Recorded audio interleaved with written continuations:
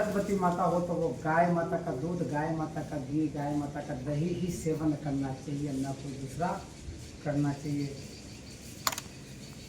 अब और एक काम और करना है, जो 3 महीने का 1.25 महीने का गर्भ हो और हर माता को, हर बहन को सुबह 1 किलो जौ लेने चाहिए और जौ लेकर के सुबह दलिया बनाना है और दयो भी कड़ी में बनाओ, हाथ की चक्की में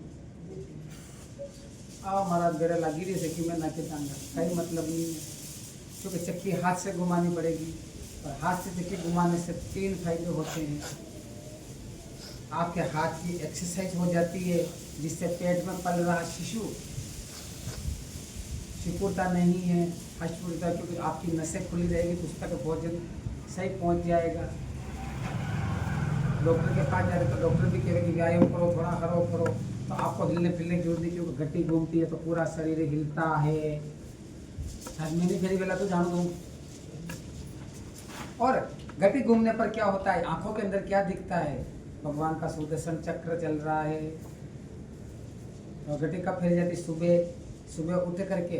और शायद अपन भाई मार बिना ने तो पत्तो है कि नहीं है, और पुरानी दादी बेटी अना ने तो पत्तो है कि जब घटी चलती है घर घर घर घर घर घर घर घर के नाद होता है तो सुबह ब्रह्म नाद कहते हैं, जो कानों के द्वारे गर्भ में बैठे शिशु तक जाता है, इसको ब्रह्म नाद कहते हैं। ब्रह्म नाद से ज्ञान उत्पन्न होता है, तो उस शिशु को ज्ञान उत्पन्न होगा किससे, गर गर गर गर गर से। ज्ञान किसका, ब्रह्मनाद, मतलब ब्रह्मा का ज्ञान उत्पन्न होगा। गति चलती तो ब्रह्मनाद करती है। और तीसरा, जब गति चलती है, माँ गति घुमाती तो उसके मुंह और खिलती है, तो कहने की जरूरत नहीं, मुंह से भगवान के भजन छूट जाते हैं। तो मुंह से भगवान के भजन, और अपने शास्त्रों में लिखा है कि इंसान जैसा देखेगा सुबह उठ करके, जैसा देखेगा, जैसा सुनेगा और जैसा बोलेगा, जैसे गर्भ में बैठा हुआ शिशु भी वैसा हो जाएगा। अब उसने क्या बोला, भगवान के भजन, देखा क्या सुदर्शन चक्र भगवान का, सुना क्या ब्रह्मनाद। इसीलिए तो श्रवण कुमार जैसे बेटा पैदा होते हैं। और आजकल की बाइयां तो सुबह उठना देख रही थी इंस्टाग्राम, बोल रही थी चाला, और इसलिए बात क्यों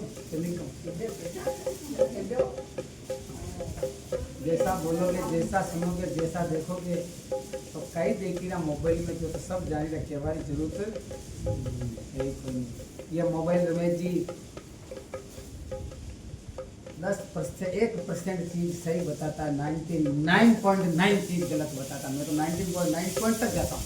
1% चीज है जो धर्म की कोई बात वो आएगा, उसको ध्यान से देखोगे, ढूंढना पड़ेगा। और लोग सब वो चीज देते हैं। तो अब जी छोरा वीरा पाचे कई केवा कैसा वीरा है, और वे न पचे नहीं वे देते तो बाया घना देवरे फटते पड़े, ब्याह के रखे वो महाराज नहीं करता तो फौज जाते थे हो। सही बात है।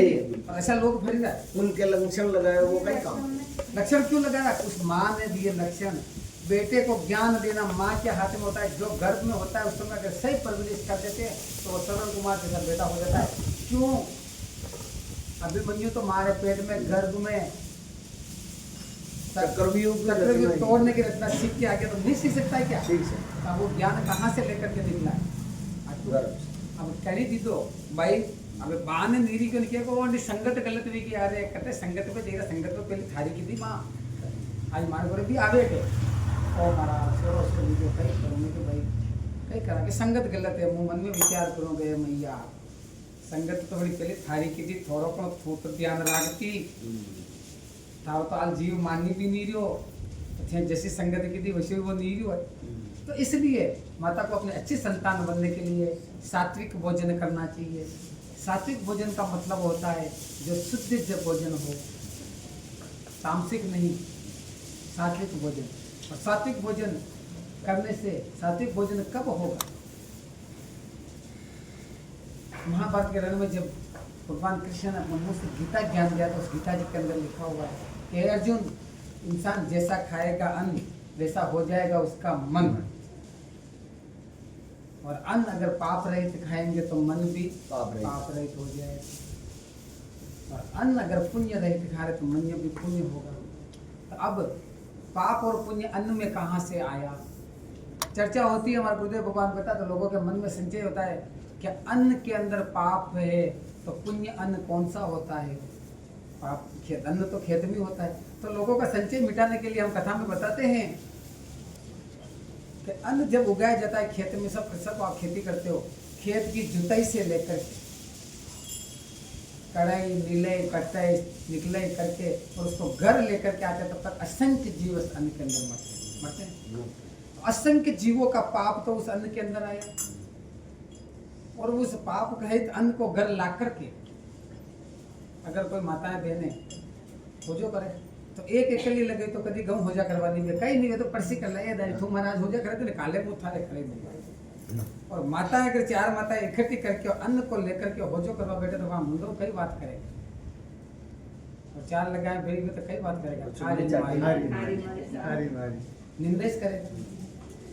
तो भगवान कृष्ण के लोगों के, हे अर्जुन, असंख्य पापों का अन्न घर पर लेकर के आया इंसान, और घर पर लाकर के अगर अन्न हाथ में लेकर के निंदा का पाप उसमें मिलाया, निंदा कर रहे हो वो भी पाप उस अन्न के अंदर जा, और उस अन्न को इंसान ग्रहण कर रहा है तो उसके जीवन में पुण्य कहाँ से आएगा, पाप ही पाप आ जाएगा।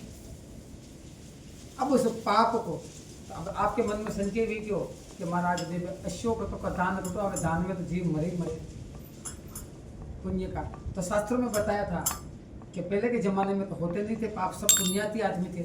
ये तो अभी से वो गड़बड़ लगा, रमेश जी ज़्यादा नहीं 40 साल पुरानी बात है।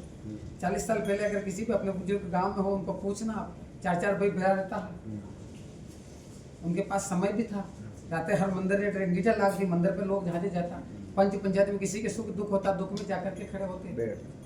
अगर गांव के अंदर कोई मर जाता, मोहल्ले के अंदर, गांव के अंदर, तो 4-4 दिन तक घर के अंदर रेडियो वगैरह की आवाज नहीं चलाते। प्रेम था, पहले प्रेम था, शर्म थी, लाज शर्म थी। माताएं बहनें मंदिर के सामने क्या कहीं चौतरे पे आते, जूते हाथ में लेकर के निकले थे, और कपड़ा भी पहनती थी इतना मोटा मोटा, अपने शरीर का तन नजर नहीं आता था। शर्म थी, प्रेम था, शर्म थी, ठीक है, हृदय में प्रेम था, आंखों में शर्म थी, और दया थी, लोगों को दया थी, दया आती।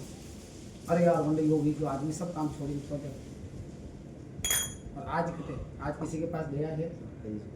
रोड पे एक्सीडेंट होकर के आदमी गिरा हुआ पड़ा है, तड़प रहा है, तो फोटो खींचेंगे और व्हाट्सएप करेंगे, पर यूं नहीं कि उसको उठा ले।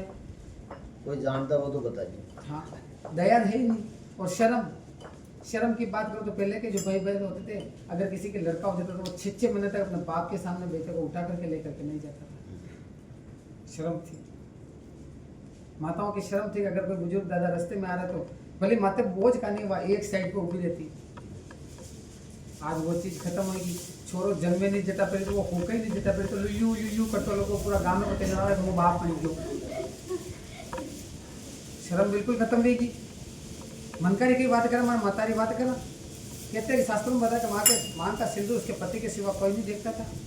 आज तो फैशन नहीं की पाचे नागवाड़ी ए वंडी लाड़ी तत्रो काटे तो आपने अत्रो काटी जाता ए गाड़ी आवाज हुए तो हाथ पर खोल को ही भाई अत्री पाया ही तो दूसरे भाई अच्छा मुके में कम हो कर और बा अगर अत्रो खुला रहे तो आपने अत्रो रखा।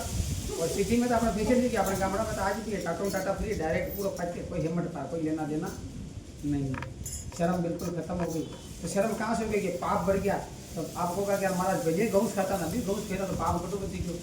पहले के गांव के लिए जब खेत उत्पन्न होता था, खेती होती थी बैल से, और बैल धर्म का रूप है, और जहाँ धर्म का पाप खड़ा हो जाता है, पाप कोसों दूर चला जाता है।